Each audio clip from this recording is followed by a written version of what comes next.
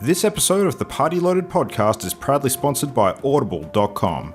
Check out their awesome catalogue of audiobooks with over 180,000 titles to choose from. And be sure to grab a free audiobook on us and support the show by visiting audibletrial.com/endgame. Let's party.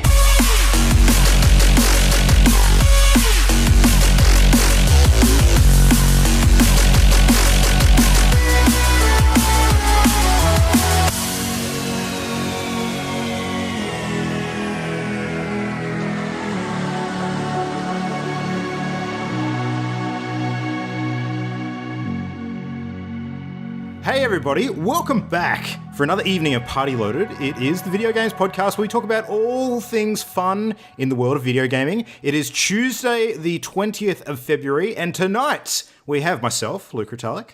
We have Jam, hello. Yo. We have Ollie, hello. Hello. We have Shadow Christian, hello. Hello. It's a Mimo. It's a Mimo. She's back. She's I back bet. from outer space. And for new friends, people who aren't back, hi, new friends. Absolutely. So I don't know. What did we do?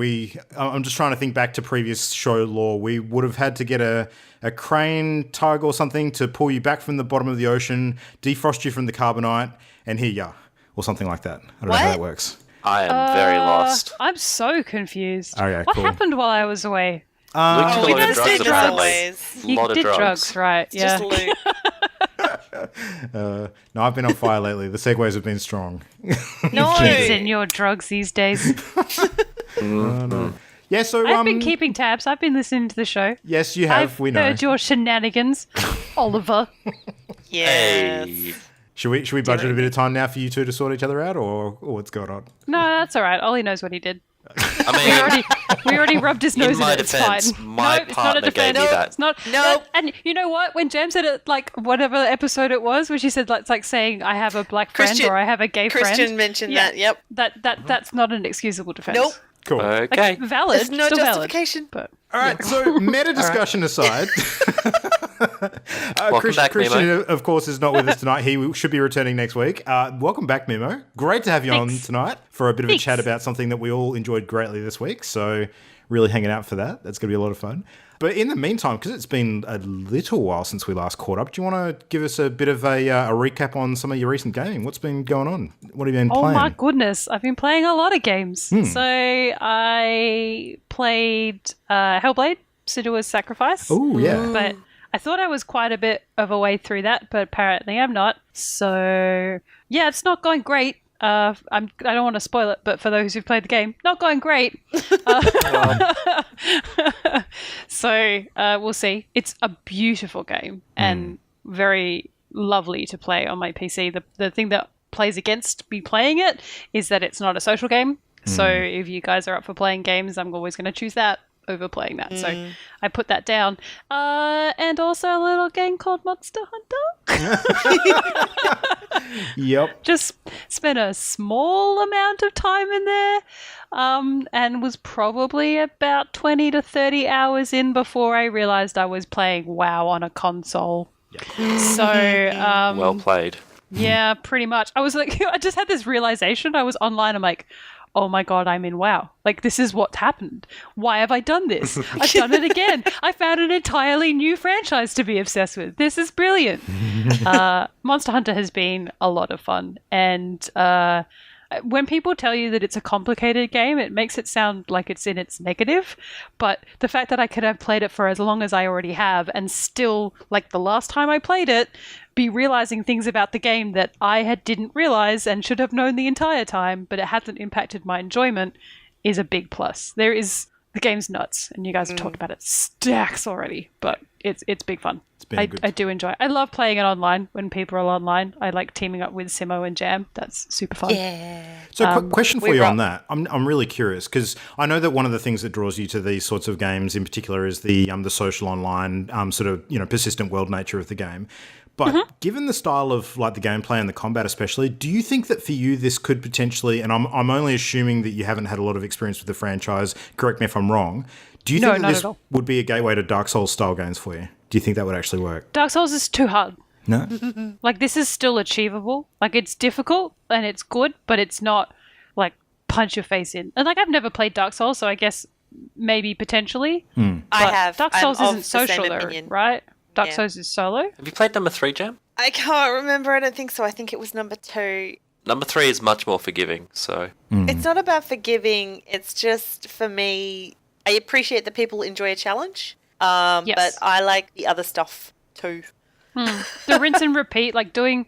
I know that, you grind things, but I find that a bit different in a social environment than just like having to grind through. I actually redo the same part of a mission over and over again. Oh, And totally. it's exactly the same. That's too much for me. I can't play that game. Which is why like one of my worst games of all time was that stupid skeleton flying game, because that was just the same thing every time, died all the time. It was the worst. Devil Daggers. Never like play a Devil game Daggers. called Cuphead. I have played Cuphead. I enjoy Cuphead, but because I play with people. So it's that social element. It's got to be social. I'll play any game that other people are playing with me. All If that right. makes any sense. Slender, then. Night in the Woods. I Let's still do it. had Slender Night in the Woods. I was thinking Jam and I need to get you to download a little Origins title that we were talking about earlier tonight. That's not multiplayer. Sims. Oh, that's not. I Damn it. played Sims. Played the crap out of Sims. Strategy games. Yeah. And then I went into like building a family and created a person in a basement who enjoyed art, and he turned into a crazy clown. Oh no. I once created a that's the Sims origin house. story. I once created a Sims house that was just pets and locked all of the human people outside. This isn't helping. I want to play so bad. Oh shit. All right. I've reactivated my Origin account. I recovered my password. Delete I'm so it, close. Jam. I'm Leave so it close. now. Oh shit. Yep. Yeah. So Sims is jammed well, pretty much. all right. So Monster Except I'm Hunter. pretty sure I'm over well. Monster Hunter's we- been great. been good, And other than that, having a little go in a little game called PUBG, and I just had a big win. I mean, anyone who's listened to this podcast when I was on it before knows that I'm not that great at the shooty shoots games, and I just got my first ever kill in PUBG. Yeah! And I was Just before the podcast. spectating. It was so good. And I was coached by Jam and Ollie, and I did much better than all of the other times. Like the time before when Ollie saw me panic crouch, or when I hid in a bathroom until someone found me and killed me, which is generally my PUBG experience. The And it was a Survivor. hectic close-in kill, wasn't it? Yeah, It wasn't we like were far-away surrounded snipes. It by was like a in your squad. face.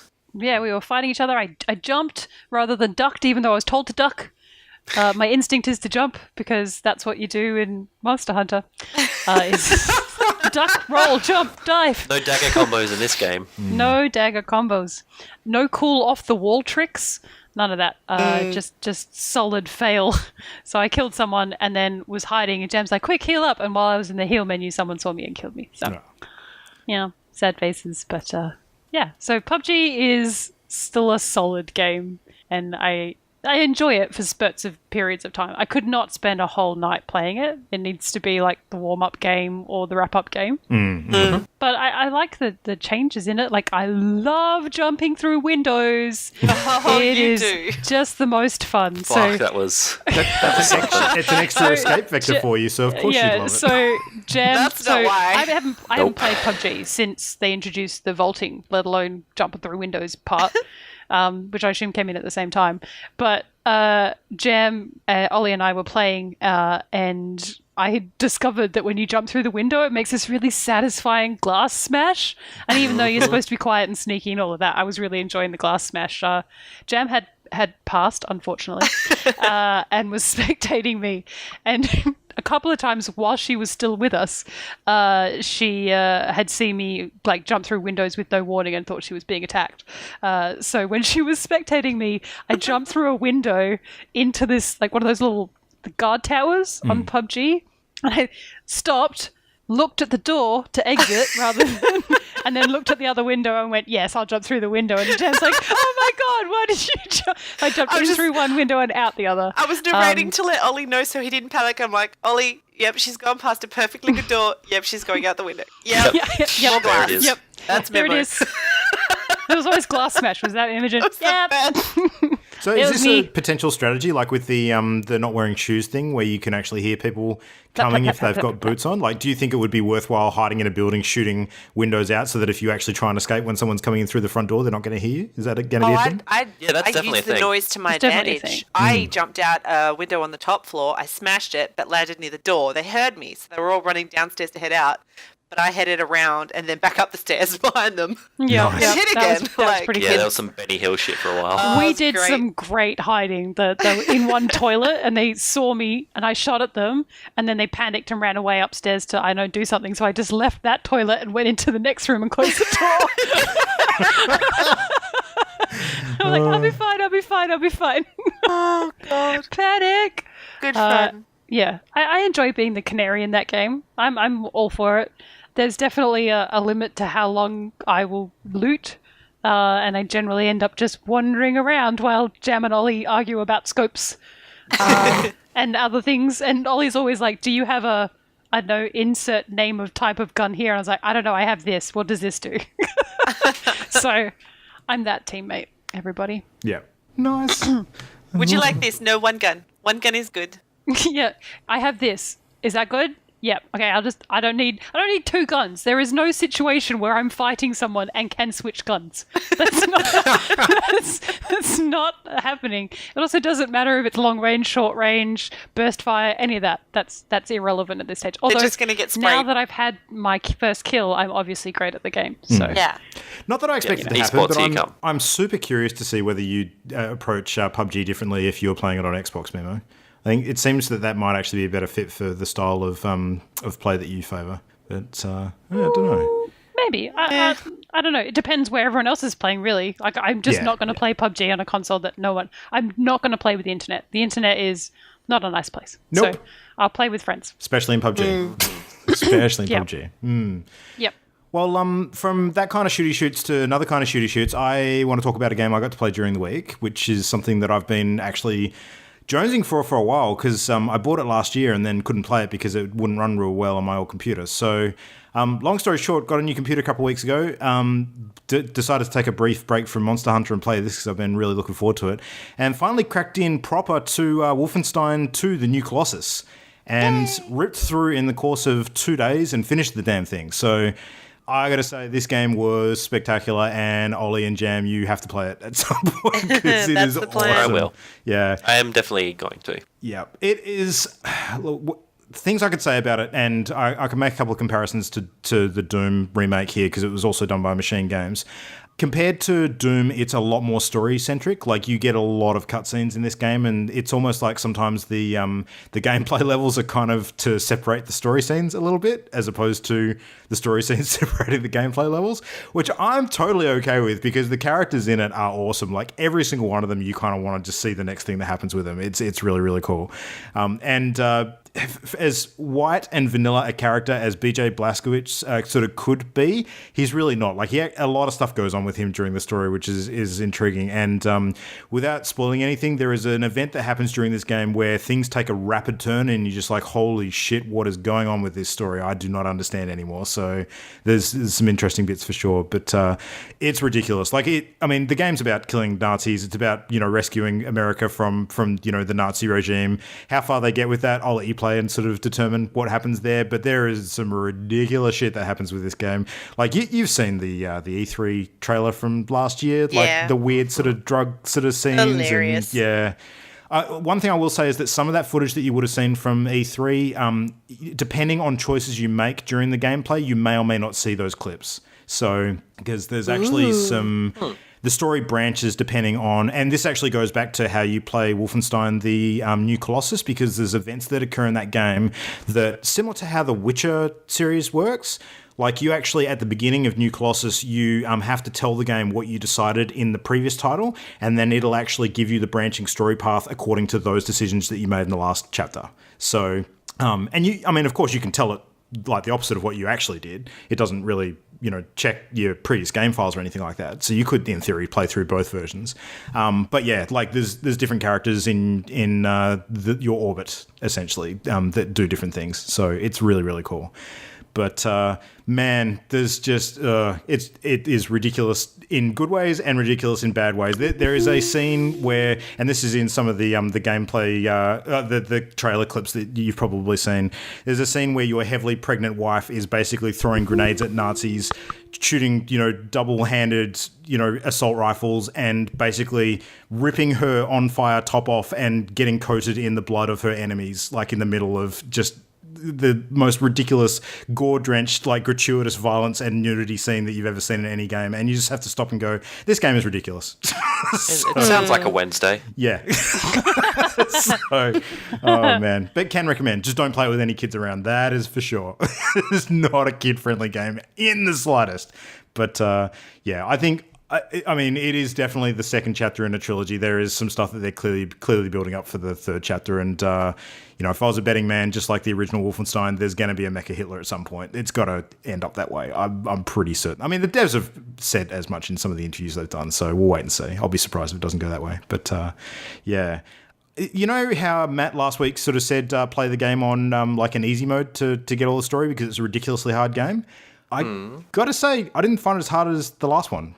I don't know why that is. They simplified some elements of it, like the weapons upgrade system and stuff is a little bit easier to sort of get your head around. You kind of pick up upgrade kits and upgrade your weapons as opposed to what they did in New Colossus, which is you actually have to perform sort of certain types of kills and feats in game to actually get the upgrade points. But I don't know. I didn't find it too tough. So I don't know. For you two, especially because you play a decent number of shooters, I'd recommend just going through on the average difficulty for your playthrough. You probably don't need to drop it down. So, but I was probably going to lift it up. Is that okay? Yeah, you could do that. I tend to play one up above average. So. Yeah. I think you'll probably find this a little harder than the usual one up above average, but you'll probably be fine with it. So I'm surely fine. This conversation's hilarious. What's that? Nothing. It's like you're flexing. EP. I'm so good. I don't need to above average. I don't need to prove anything with difficulty settings. I'll play it on the average mode all the time. I'm happy with that. Yeah. I also cracked out another remake during the week. So I don't know if you guys are aware that there's a Secret of Mana remake that's actually just launched this month. So the original being like the Super Nintendo game from way back in I think it was 93 that it first came out. And the remake has just hit PC in the last couple of weeks, and they updated a whole bunch of stuff about the game. Like, it's one of the classics. I mean, a lot of people who have played some of the old Square Enix RPGs of yesteryear would consider this to be one of the best RPGs ever made, and sort of entered into that kind of conversation quite a bit. So I was keen to check it out, and I actually have the original game on the mini SNES that I've got as well, because it was one of the titles that was included on that. So I did play it briefly when I first picked up the mini SNES, but I kind of just put it aside for a while and got distracted by other things. But I don't know, I got mixed thoughts on the remake to the point that it is actually the second Steam game ever that I have gotten a refund for. So oh shit. Yeah, it was actually a tough call. Like, there was definitely some pros and cons. Like, the pros were that the graphics were remade into more of a 3D sort of style, different to the old sort of 2D RPG that you remember. This is like some of the early Final Fantasy games, how it looked originally. And it works well. Like, it's a pretty looking game, but I think that some of the graphical changes they made have maybe not been reflected in some of the programming as well. Like, the character models, for instance, are a little bit bigger than they used to be, and I think that's actually affecting the way some of the characters are clipping through doorways, because there's a couple of spots in particular where I've actually had to do like a dash to get through a doorway where a character should be able to just walk through it. So I think that maybe they've messed a bit of that up. But they remade the music as well. Not a fan of the new music at all. I think that, I mean, the original soundtrack was one of the best sort of RPG soundtracks of its era. And thankfully, you can actually toggle on the old soundtracks. If you prefer that kind of thing, you can use it during the game. But I mean, for the most part, the rest of the gameplay is the same as the SNES version. But a couple of big cons, they've actually got voice acting in the game now, as opposed to the text sort of dialogue of before, and the voice acting is major cringeworthy. It is not good at all. It's like a really, really bad dub. So, and it was getting to the point where I was just not enjoying like some of the story elements because the voice acting was so bad. But And the crashes are bad. Like, there was a lot of issues gameplay-wise. Like, the game autosaves anytime that the screen changes, which is good. And if it wasn't for that fact, it would have been a lot bigger of an impact. But I reckon I probably had about a dozen crashes within the first few hours. And that was kind of the main thing that pushed me over the edge as far as getting the refund goes. Because a game... I mean, this is, again, released by Square Enix. It should have been a better quality game. And it's like, you know, a US $40 game as well. So, yeah, I don't think for that price it should have been behaving as poorly as it did. But and a missed opportunity they had too is that it can be played local co-op, but now that it's available on Steam, I just don't know why they didn't allow online co-op. That would have been such a great feature to add to it as a remake, but local only, which is really disappointing. So, yeah, so I don't know. I got the refund and then I plugged in the mini SNES and played the original and enjoyed it a lot more. So that's my recommendation anyway. I mean, some people may disagree, some of that subjective stuff, but I don't know. I think the original's by far the best, personally. So if you're into that kind of thing, you maybe want to check it out. But not everyone has access to a mini SNES, so yeah. And the last thing I played during the week is something that I know Mimo's played a little bit of, which is I actually got stuck into Rise of the Tomb Raider. So that's kind of been on my Steam pile of shame for a while. So, yeah. And I know you kind of got partway through and then got distracted by other stuff as well. So how far did you actually get when you played it? Geez, not far. I'd say 20%. Okay. Let's say 20%. I might be around the same spot as you then. So, yeah, it's interesting. Did you feel that... It's kind of bad that you played Horizon Zero Dawn first. Yeah. I feel like Horizon Zero Dawn is the rise of a Tomb Raider game that I've always wanted. Mm. And so Tomb Raider is good, is really, really good, but it's a much, I don't know, it didn't seem as intuitive to me. If I was going to go back and play it, I think it would wear sort of the mantle of, but Horizon Zero Dawn was better. Yeah. But I don't know. The way I'm coming at it is that the Tomb Raider reboot, like the one just prior to this title, I actually played before getting my first experience with the Uncharted series. And I think that maybe for that reason I thought much better of it at the time because it was kind of the first of its style of game that I'd really sunk my teeth into. But now that I've played a few of the Uncharteds, now this just does not seem as good as those, if you know what I mean. Yeah. So also, Rise of the Tomb Raider has that whole maiming, screaming animals thing that I'm not a massive fan of. So, but you play Monster Hunter.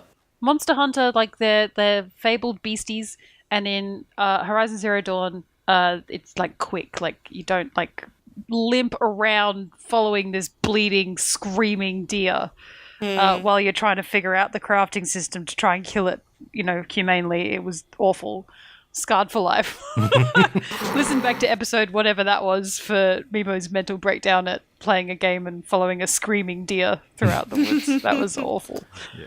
Awful. So, but I think the crafting is better in Rise of Tomb Raider. I think the story is probably, and it's part of a series, which Horizon Zero Dawn had got the opportunity to create its whole new world. Yeah. So, it's got these fantastic beasties and everything else. I found Tomb Raider's special vision feature just silly. And again, it was good up until I played Horizon Zero Dawn. I'm like, well, that makes sense. Yeah. Whereas in Rise of the Tomb Raider, it's like, so she can just see yellow things. Yeah. Cool. Just superpower, mutant superpower, yeah. Yeah, all right. I'm on board, sure. And I mean, we should make it clear to people too, like criticizing these things about, the Tomb Raider games, it's not like we're saying they're bad games, it's just that we're comparing really good games. They're very good games, and I think that, Rise of the Tomb Raider, people would probably enjoy it more than Horizon Zero. That's just my preference is for more of the Horizon Zero Dawn Technicolor, beautiful scenery than the very grey, dreary, the world's out to get us Tomb Raider. Yeah, no, I agree. And some of the action set pieces are always going to be a bit better in Tomb Raider because they're sort of choreographed to be part of the sort of, death-defying nature of that game.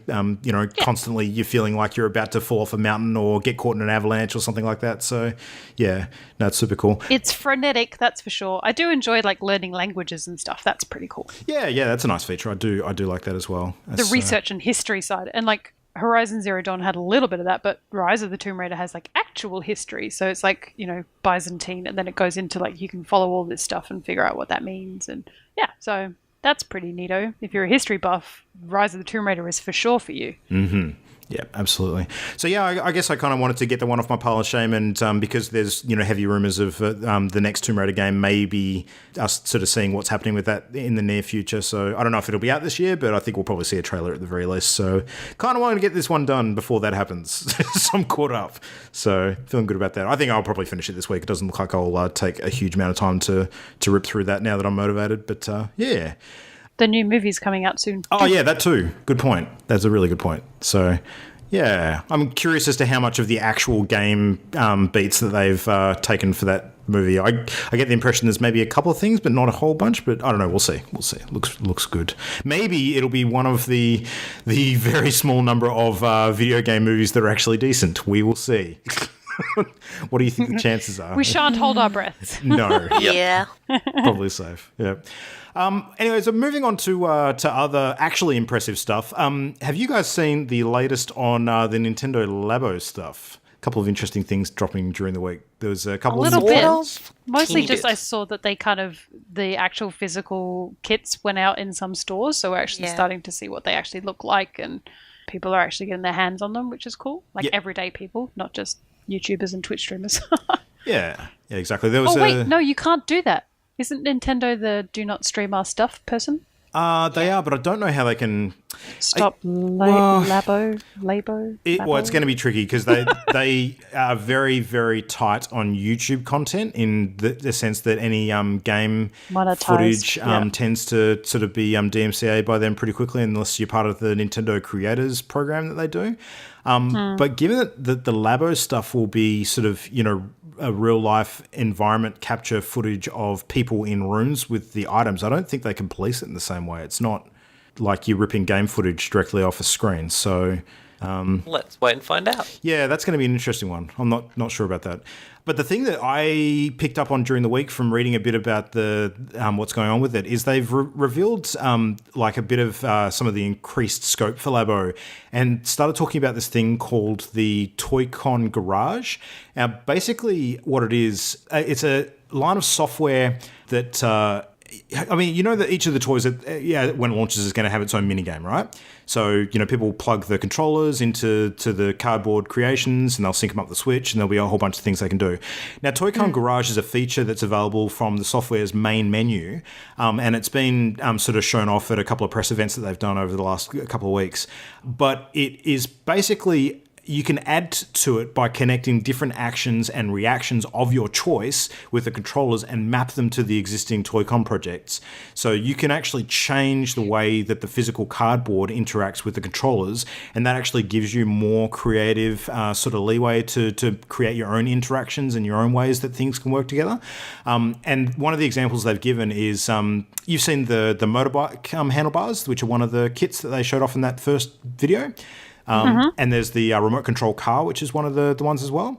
Now, they're designed to work separately, but apparently you can actually use the Toy-Con Garage to actually link those up. So you could have, for example, the acceleration on the handlebars mapped to the car and actually have the handlebars as the controller for the separate car and have it combined that way, which is not actually originally intended. So... But you're actually going to be able to take cardboard that you got around the house, make your own shapes and stuff, and map the way the controllers interact with those as well. So that means that, similar to what happens with people who have got 3D printers and they can sort of look online for various different downloadable files for 3D projects they can print out. I reckon that people will get hold of this idea. They'll start creating their own Toy-Con projects. They'll upload schematics for them, and then you'll actually be able to create the functionality in the Switch programming using the Toy-Con Garage and actually make it all work. So that means you can virtually do anything. So It's going to be 1 amazing. week. Yeah. Less than 1 week. Less than 1 week is how long it's going to take the internet to do something very inappropriate with that. Probably. Oh, yeah. Yes. We all remember what happened with 3D hours. printers, right? Yeah. Far out. Crazy. Another one they But showed off Nintendo, was why? they showed off a guitar built out of regular sort of household cardboard, and it was custom designed. And the company rep showing it off apparently was able to use the guitar and actually program different sounds into the different chords on the guitar. So you could have one of the chords make a cat noise, for instance, and stuff like that. It was just crazy. So. Man. It's going to be incredible what people will do with it when they get their hands on it. Yeah, it's going to be nuts. That's pretty fun. It's pretty fun Fascinating. to create a community of craft, basically, is what Yeah. it is. It's mixing sort of gaming and programming ideals with physical craft, which is neato. Because some people will just like cut out a cardboard shape. Other people are going to go nuts. Like, I can't wait to see. I'm looking for like #Labo all over the internet in about a week. I'm going to find them. I'm hoping it sort of spawns something similar to what exists for Minecraft, like the Minecraft modding community, like people who have taken that game and just made a whole bunch of really cool sort of, for sure. working There's stuff. Yeah. some absolutely fascinating and very talented people out there who will take this and run with it. So that's why it was so exciting when it was announced. Mm-hmm. Because it might not seem like anything and it might not be for everybody, but for the people it is for, they're going to make some cool stuff. Yeah. No, it's going to be awesome. Cool stuff. Now, another cool thing that Imogen, I want you to cast your mind back to, because this is something that you and I played together, I think maybe about a year ago. Do you remember a little game called It's a secret. Orwell? Sorry, was it? No, we didn't. We're secret agents. Shut up. Okay, cool. Yeah. Anyway, you remember Orwell? The crazy sort of... yeah, I know. All right, so someone else that you know, like a friend of a friend, played Orwell, right? Hypothetically, if I knew about a game called Orwell, yep. Yeah. Hypothetically, if you knew about a game called Orwell, what do you remember of the one that you hypothetically remembered from a hypothetical time and a hypothetical past? It was terrifying to play. Yeah. It really freaked me out, hypothetically. Yeah. because it was a little bit too real and believable, and it was a little bit scary. So yeah. And now they're gonna make more. Mm-hmm. Hooray! Yeah. Yay! So it's out soon. The game's getting a sequel called Ignorance is Strength, and apparently it's out on the 22nd. So this will be out by the time this episode goes up. So getting agent I got an email from them, and it says it comes from Orwell, which is terrifying. Saying you're required. They found us. I was like, oh no. Yeah, there's my imaginary past. There's some alternate reality stuff going on with the marketing, that's for sure. It's been interesting. Yeah, it's so magnet good. your computer. Yeah, basically. Pretty much. Destroy it all. Yeah. Yeah, Orwell is spectacular, and they always said they were going to tackle this whole idea of fake news and not tongue-in-cheek, because they are kind of making quite a serious commentary, especially in that first game, about how we treated that particular situation, which I'm not going to spoil for people. And this is the same. I feel like they're going to use it as a platform for be informed, don't trust what you see. One person can make a huge difference in an outcome. So yeah. I mean, media manipulation is a pretty hot topic at the moment, especially with some of the stuff that's been coming out about the Russian election involvement in the US. So yeah, it's been a lot in the news, and having a game that touches on similar sorts of themes that is not necessarily linked to the real world, but probably will remind a lot of people about stuff that's actually happening, is kind of scary. So yeah, which is interesting. But yeah, I don't know. I'm keen to play it. I think if it's going to be half as good as the original, I'm definitely keen to sink some time into it. It's probably going to be quite horrifying, which is exactly what I'm looking for at that game. So I don't know if I can play another one. That really freaked me out, the first one. So. Yeah, it's a good game, great game, but yeah, very, very cool game. It's a bit much. Yeah, too real. Speaking of great games, Stellaris, another great game from a couple of years ago. Ollie, do you remember seeing a bit of news on the Stellaris expansion that's coming out soon, the Apocalypse expansion? I do. I remember seeing that there's basically Death Stars. So they got planet killer weapons now because Star Wars is a thing. Oh, no. No. I guess it's just an escalation factor, really. So they've got mega weapons now. Yeah. Not copyright infringement, but just a version of Death Star? Yeah, they're called Colossi. Okay. Yeah. I think Death Star's kind of entered colloquial language now as as something of significant power on a galaxy scale. Yeah. It's a giant structure that shoots a laser beam and it blows up a planet. Yeah. There's only so many variations of that concept you can do. Yeah. No. Challenge accepted. Yeah, exactly. So it's a new patch coming out that they're using to address a little bit of the mid-game and a few of the combat bits and pieces around there. There's also a few more weapons. There's a new ship type as well called Titans? Yes, Titans. And they're just giant warships, basically, to get your Death Star into position. and also, kill entire enemy fleets, because that's cool. And they've also done some work with, what's it called, the Marauders. Yeah, yeah. So they've done a few bits and pieces with them to actually make them, kind of cool.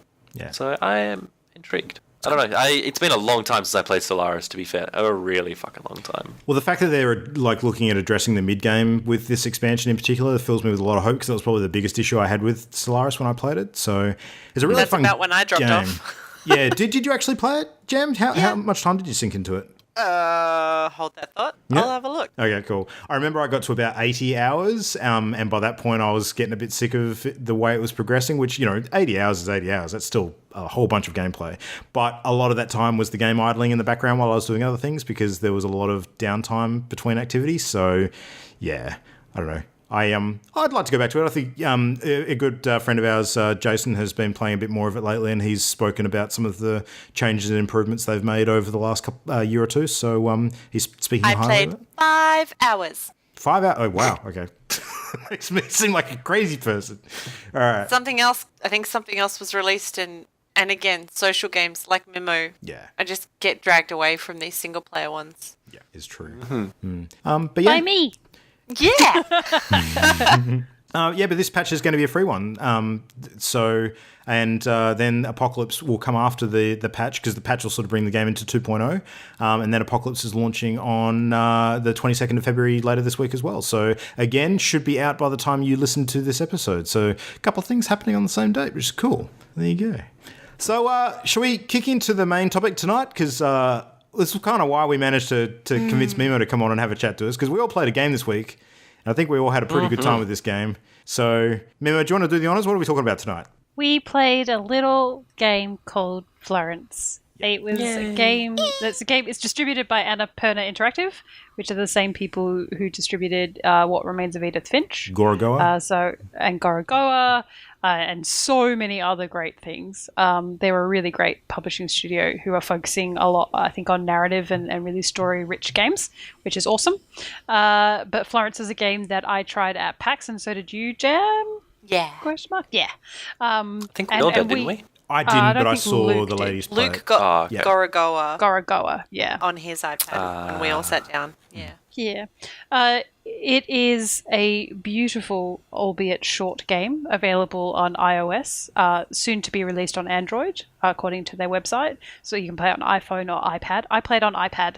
Me too. Ditto. I played on iPhone. On iPhone. But you've got a big iPhone, right? Yeah, I've got the iPhone 6 Plus, I think. Plus the bigger screen. Yeah, it's the Hearthstone for your size. Hearthstoning. Yep. Yeah. Hearthstone size. Max resonance Hearthstone. So it's made by Dev House Mountains. They are the same people who brought you Monument Valley. Not quite. Mountains is a new studio. This is actually their first game. But from the creators. One of the creators, Ken Oh, Wong. what? I thought it was more. I thought there was a couple more from the team. on there. the Mountains team, the core Mountains team is only 4 people, so it's a fairly new studio out of Melbourne. My bad. Ken Wong is the guy you're thinking of, though. He was the lead designer on Monument Valley, so he's reasonably well known for that. I think he did the art stuff for Monument Valley as well.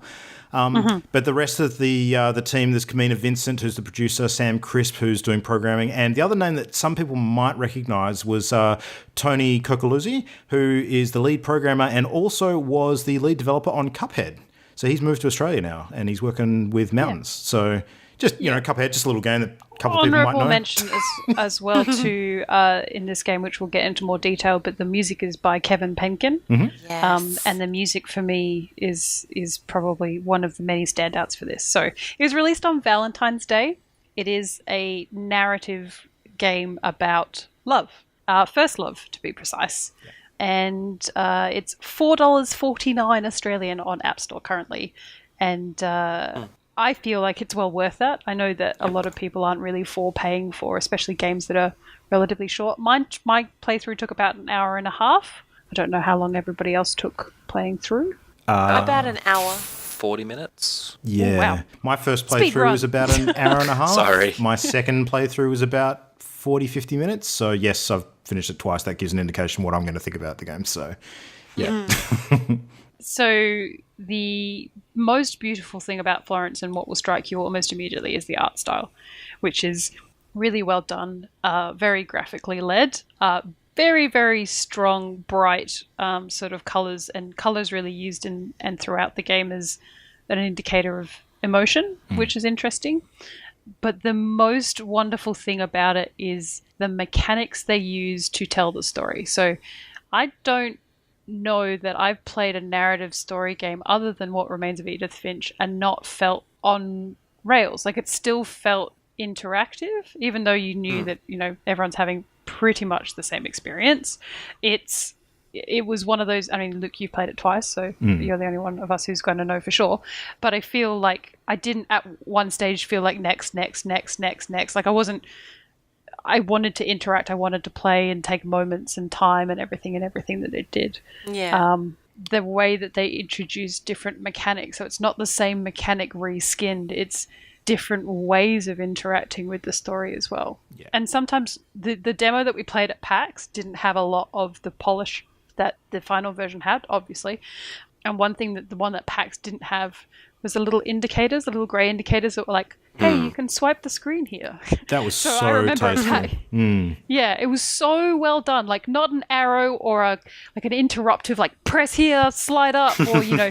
And no, there was no, like, words on a page to really interrupt what you were thinking or experiencing. It was just little grey, like, hey, here's a suggestion. How about if you tried, like, tapping over here? Oh, it moves? Oh, wow, look at that. You did it all by yourself. Good job. And then disappears into the background. It's beautifully subtle. Yeah. And sometimes, like, there was parts of it that I remember playing at PAX that I was like, I don't know what I'm supposed to do. But I think that's kind of part of it. There is, and I'm trying not to spoil the story really, really, like, quite a lot. It's quite difficult not to gush about specific parts of it. But I don't know. It ticks every single box. I think it's an absolute masterpiece. I think it's a work of art as well as a game. And I don't think I know a single human being in my life who would not enjoy this game. Yeah. You would have to be cold at heart to not get something out of it. Non-gamers, hardcore gamers, tabletop gamers. Like, it's so well done and wonderful. And I'm so immensely proud that it's come from an Australian studio and such a high caliber team, but still manages to keep quite like an honest and humble sort of message. Like, it doesn't throw it in your face, and it's not sickly candy sweet. It's just right, and it's grounded. Playing. Yeah, I think the reason it took me an hour and a half to play, because there was just moments where I just went, whoa, like, holy crap, like, you know, that's so real. Or you can think of an experience you've had or someone you know has had, and it really ground me to a halt, to the point where there's a couple of screens that I just kind of sat on for a little bit, just sort of taking it in, or felt like I almost owed it to the game to spend time on that screen and appreciate what had been done.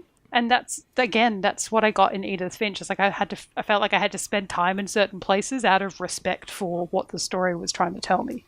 I feel like a monster now.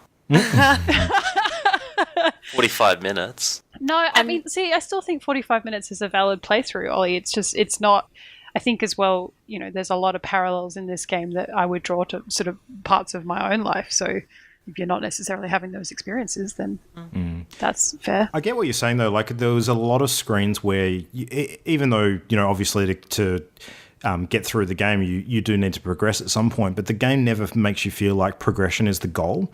Like, it makes you feel that, you know, interactivity and engagement with whatever's going on screen is kind of the objective.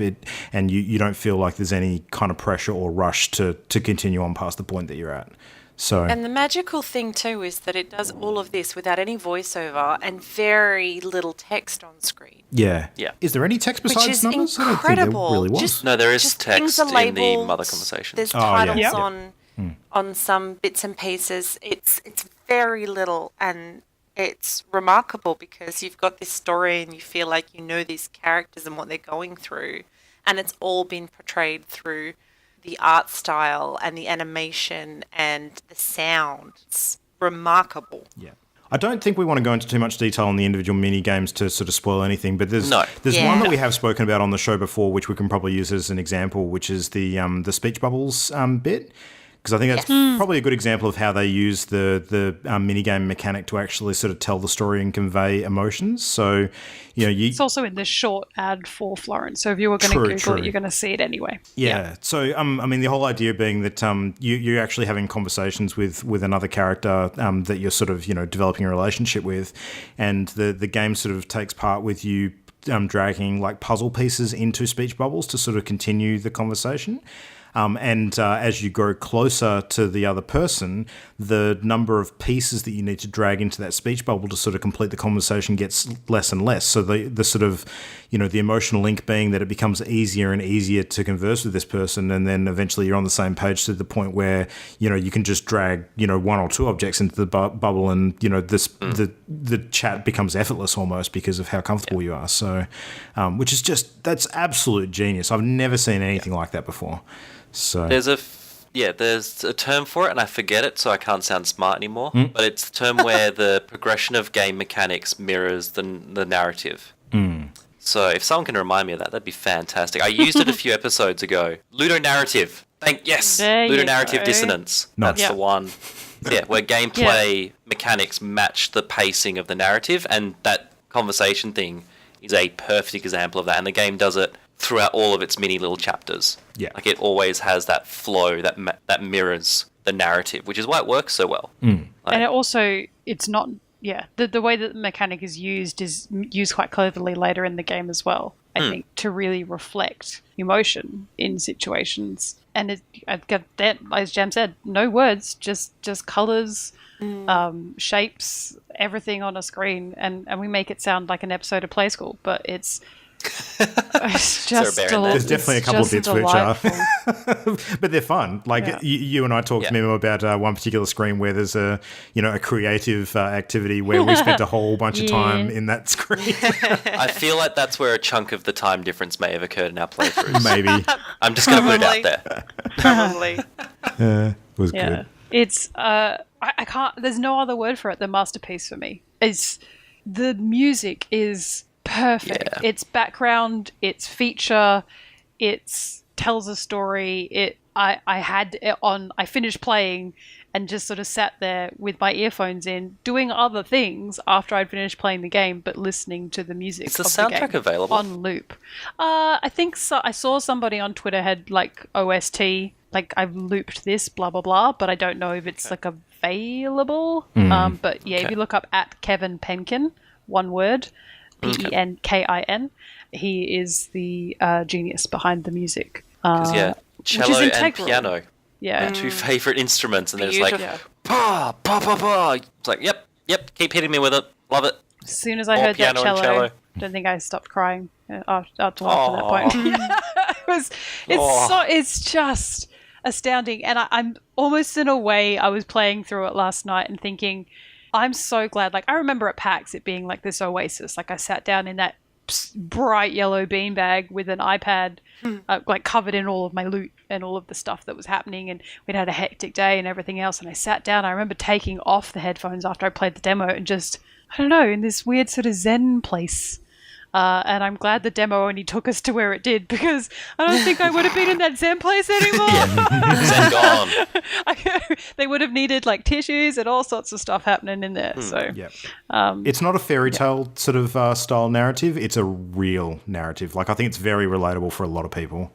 So yeah, I think the underlying message is very important. Very much like Edith Finch. Like, despite the fact of the events that occur during it, it's a message that is very, like you said, it's very grounded. It's very relatable. Like, it's immensely relatable on many levels, whether you've experienced the whole arc of that story personally or whether you've only experienced parts of it. So having that presented the way it is just, for me, I really enjoyed it for that reason. Like, it was just like a fun little, like, oh yeah, we'll go through. And it's like, oh yeah, by the way, here's this actually really uplifting message. And I'm like, yeah, all right, I see what you did there. Okay, you broke through the outer skin. You broke through my leathery man hide into my emotions. Oh, man. Yeah, no, I definitely, and I suspect that Ollie and Memo, you too in particular as well, because of, various things you've done professionally being linked to sort of, training and education style themes. I really zeroed in on the mechanics behind the way that they were conveying information in particular because, from an instructional design perspective, it really was clever and innovative ways to communicate that I've not seen done in a lot of places before. And I was thinking, I'm totally going to steal this. I'm totally going to steal this. I'm going to use this at some point in the future. There are things that I think a lot of people outside of games could learn from when it comes to different ways to communicate. So Yeah. Yeah. It definitely feels like it could be used in almost like in therapy. Yeah. Some like that sort of thing. Without a doubt. It's very clearly in a suite of games this year, and I know that you guys have spoken about it before, but the whole Checkpoint series that's being released currently, that was a Kickstarter last year, this is one of those games that they talk about having that time and space to think and reflect and see a story told through another's eyes and being able to relate. That's actually a really important sort of process for a lot of people to go through. So I think it's getting added to this list of people who are recognizing emotional journeys that people go through and how difficult and life-changing those can be. Yeah. So very important. And I feel like 2017 was the year of great games. Don't get me wrong, it was brilliant. But 2018 is, for me, so far, the games that mean something. I mean, Monster Hunter Ascent, that's not really meaning anything to me other than it's fun. But but Florence and other games like it that are coming out this year have a really heavy theme of people exploring their own journeys, rather than it being a fantasy land just, for fun. Yeah. Which is interesting. Gaming for experience rather than just entertainment. Yeah, for sure. I know it's only February, but I'm already optimistic that this year is going to be similarly strong to 2017. I don't know. There's something about it just seems like it's going to be another special 12 months. We'll see. So, and it's things like this that really sort of capture it. It's, good to have a break and split things up with totally different styles of games and experiences just to give you that palate cleanser between, killing hordes of Nazis and bathing in their blood. That sort of thing. So, yeah. I mean, that can be a touching, heartfelt story. Sure. Heartfelt when it comes to putting a hatchet through it, maybe. I don't know. Totally different feel for sure. I don't know. Did anyone want to sort of mention anything else before we sort of give our closing thoughts? Was there... Just take time to play it. If you do want to pick up Florence, don't do it on the train. I mean, you can give it a shot, but if you want to ugly cry in front of strangers, that's up to you. Or not, that you just want to experience the story and you're good, then yeah, by all means do it on a commute. But I saved it for when I had a night or some time, just my own space and where I could really focus and concentrate on it. So I would highly recommend that to anyone plays. Is just give it an hour. Just block yourself an hour, no matter how busy you are, and play it. It's well worth it. Cup of tea. Now, the three of you said you played it on an iPad, right? So I was the only one on phone. Now, I will say that on phone, I thought it was perfect. I didn't feel like I was missing out by not having it on an iPad. I think that, even given that I've got one of the slightly larger screen phones, I still think it would have been fine on a regular size phone. I did encounter one thing, though, which I may be a bug. I'm not entirely sure. Once I sort of reloaded the game on the phone, it didn't occur again, and I didn't see it again, so hopefully it was a one-off glitch.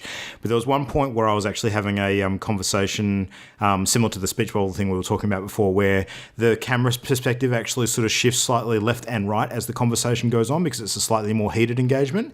And on this particular instance, you're supposed to be able to use your finger to sort of push the screen back to the left or right so you can actually access all of the pieces that you need to drag into the speech bubble.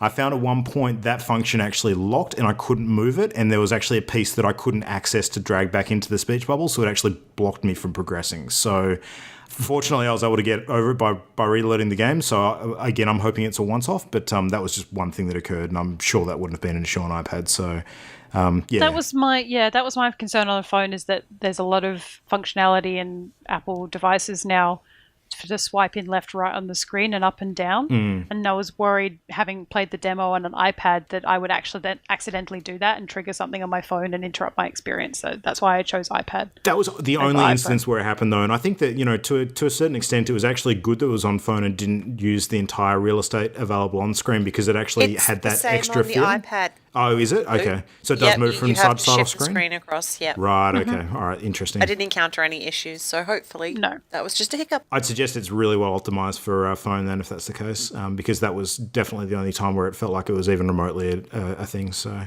yeah, there you go. Really cool. So, worth the money? We all think so? Yep. Yep. Yes, Easily. I love it. It was delightful and beautiful. Yeah. That was sensational. I think Mountains are going to be a studio to keep an eye on in the future for sure. Because given the talent that's on that team and given that this is their first offering and how freaking perfect the game is, anything that has their name on it in the future, I'm just going to be immediately giving it a look straight away for sure. And bravo for releasing it on Valentine's. Yes. Yeah. I think, it was like, it's just another layer. I think they would have been so happy that it was ready for that day. I think it's very apt. And hopefully most of the people listening have played it or have heard of it, because I think it's getting a lot of press as a result of how different and how strong it is. Yeah. As a very small and simple, apparently simple game. Yeah, there's a stack of articles up. I saw no less than 2 big features on it on Polygon today. I know Kotaku's done some stuff. So, yeah, it's definitely out and about for sure, which is good. And now Party Loaded has done it. Ah, that's right. So, The number one source. don't come to us as your number one news source. All this cutting, bleeding edge commentary. Absolutely. Yeah. That's it. All right. Well, fun show, guys. It was, a bit of nostalgia with the OG crew back together again. Mimo, thanks for coming on and hanging with us for an hour. And chatting You're some welcome. games. Just call me Last Minute Mimo. Yes. That's not reductive at all. Sure. Oh, Yeah. thanks, Luke. Well, I'll say. Do you have regrets now, Mimo? I have regrets. regrets. All the regrets. Never All the again. regrets. Yeah. That's all right. Well, you can see. I'm not Mimo. I'm Shadow Christian. Shadow Christian. Sorry, Shadow Christian. You can, Yeah, I'll let you put yourself back on ice. We'll put the bat signal up or the Mimo signal up again at some point. And do that Oh thing. God. Yeah. I'm not dying, guys. I just don't do the podcast. That's it. She's just busy. Dead. That's it. Oh, well, Mimo, what are you up to in the next block of time before we manage to wrangle you on next? What you got any games you're planning on cracking open and taking a look at? Honestly, it's finishing. It's Monster Hunter, and I've decided that since I'm back on console, potentially I can jump into some Persona 5 while people are doing some other stuff on Monster Hunter, and finish that off. I have to finish The Last of Us, all sorts of stuff. And I mean, all of the regs. I'm really keen to get on Mellow when the 2.0 stuff starts rolling out properly. So I'm super keen for that. So, but nothing big on the horizon. Oh, Moss comes out on the 23rd of February. Next week, right? I think. Yeah. Next week. Yeah. Next week no, or this that week? must be the 28th, 26th. I don't know. Friday. Soon. Yep. Super soon. PSVR. I won't be picking it up at launch. I'm still considering my PSVR purchase, and also sort of will be keen to see the reception that Moss gets. But I have no doubt that it will be a big hit because the fan base that it already has is huge. So that comes out soon. So if you've got a PSVR already and you're looking for a game, I think it's only you can pre-order it now. It's only $20 or $30 or something Australian. Well worth it for an adorable little mouse named Quill. So check it out. So you're going to be up for some parody action in the near future if we all play some Sea of Thieves? We just started a new game, guys. Jesus. I mean, I feel super bad. I get messages from Ollie. He's like, so you want to play some stuff on computer? Yeah. Poor Ollie. Yeah. I have felt bad about that for This too a shall second. pass. It's fine. Exactly. He knows you're coming back. He knows what you're all like. So, yeah, I would really be keen on Sea of Thieves. Super, super keen. I've been practicing my sea shanties. All of that. So Be good times. I do love pirate themed stuff. So maybe. We'll see. Ollie, what's up for you this week? I have no idea. No. Wolfenstein not giving you the clarion call? No, I have actually no idea what games I'm going to be playing this week. I'm actually quite busy, annoyingly. So I don't actually have a huge time to game this week, but I'll try to fit a little bit in. Yeah. Maybe a Busy little bit of with the- PUBG, because I can just do the occasional drop in, drop out for that. Yeah. Maybe some Armello. Now that would be nice as well. So, Jem, you see. need to tell me a time and place for us to hop on chat and play Sims at the same time. Oh shit, man! That is a slippery slope. I just put it out of my head. Slippery slope. I'm twitching. I don't think I My could legs watch jumping up and Jam down. play Sims. What? I think like I have a point at Sims that I think Jam doesn't have. I think Jam, you would just be like, I must collect all of these, and you'd be like super good at your job and all of that. Whereas I very quickly turn it into Nightmare Town. So I binge. Oh. Too much Stephen King. I will binge on running their lives for a while, and then everything will pause, and I'll spend 3 hours designing a house. Like, it will be boring as shit watching me, but, you can welcome to try. Yeah. I think the sharing of creations after they're done is probably the bigger appeal rather than necessarily watching the whole time. So yeah, this is Jam's house. True. This is Jam's person who's very adept at doing their job. Yeah. And they're great. This is their pet and their Crazy children on the side.